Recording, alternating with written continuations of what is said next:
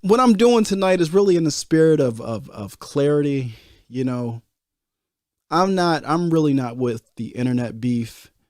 I'm not with, the chaos. You know what I mean? I was very, very clear coming into this year. And, we're going to get into that.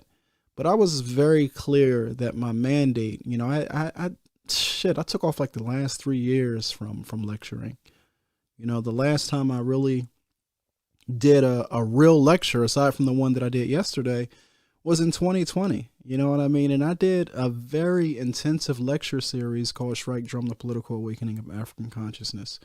But following that, it was like, well, we need to do this work to build a platform. So I've been playing in these media streets, just trying to figure out how these algorithms work, how to connect with different audiences and things of that nature. And every conversation that I've inserted myself into, my goal has always been to elevate it, right? And to speak to the conversation from a perspective that is African centered, from a perspective, that where you have that sovereign mentality, right? Where you have that warrior mentality or warrior consciousness. That has always been my aim and objective, right?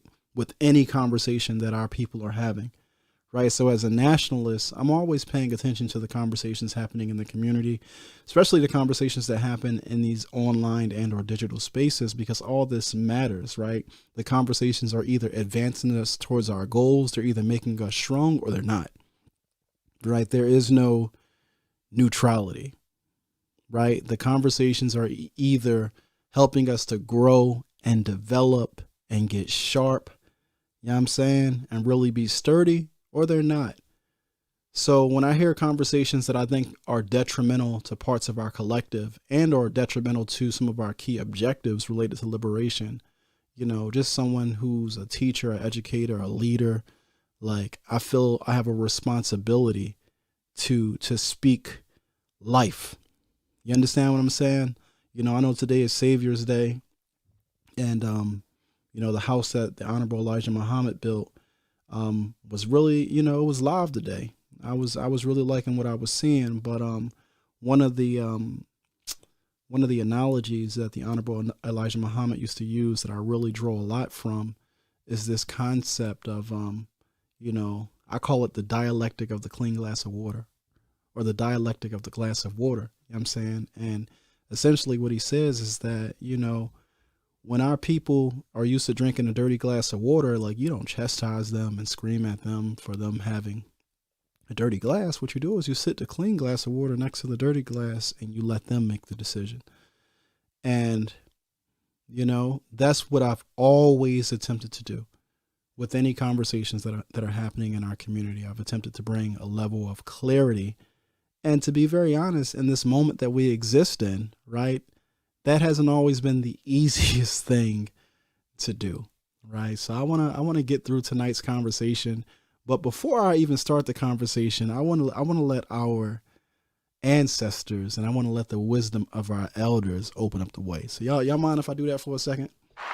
Y'all mind if I let the wisdom of our elders and our ancestors open up the way? All right, before I even get into that, hold on one second. Yo, check this out. Run my Uncle Omowale his likes. Now make sure y'all smack that like button so we can get right into this conversation. So let me just open up with some words of wisdom from Dr. John Henrik Clarke. Hold on. I am not here to debate with anyone.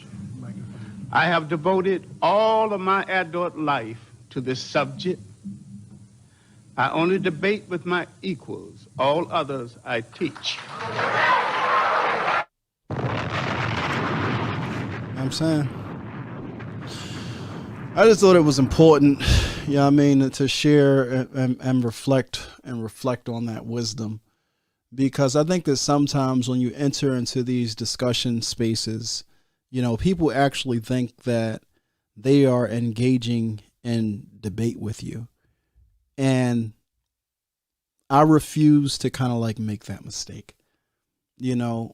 I'm okay with, folks in our community battling with ignorance, or suffering from ignorance. What I'm not okay with is the level of militarized ignorance and or ignorage that is being drummed up via these various, social media camps, that purport themselves to be doing, liberatory work or, work that's helping to repair the collective, right? I'm not okay with you being, it's good to have rage, especially righteous rage. But when that rage is paired with ignorance, it becomes dangerous and it becomes detrimental to the collective.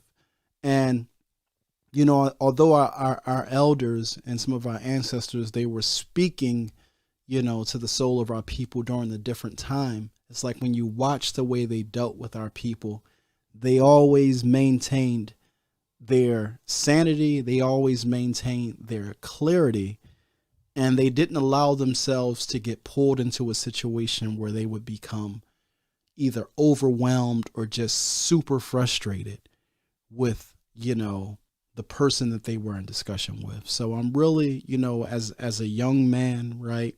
Someone who's growing, but someone who has committed himself and committed their life to doing this work. I'm really trying to approach it in a way where I can go the distance. You know what I mean? And to be honest, I'm not going to be able to go the distance if I'm wasting my time or wasting my energy trying to penetrate calcified ignorance.